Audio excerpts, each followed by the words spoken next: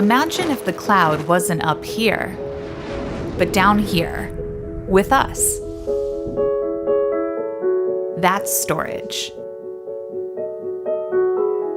Storage is a cloud shared by the community. It's potentially the largest, cheapest, and most secure cloud available. What you share is what you get. You could even be paid by renting your extra space. But how is it more secure? Each file is shredded, encrypted, and spread across the network until you're ready to use it again. And you can be sure the files are safe because the keys are in your pocket, not a company's. Only you have access to your stuff. Because the network is shared, you don't have to worry about slow download speeds coming from one place. We're all helping to make the system blazing fast.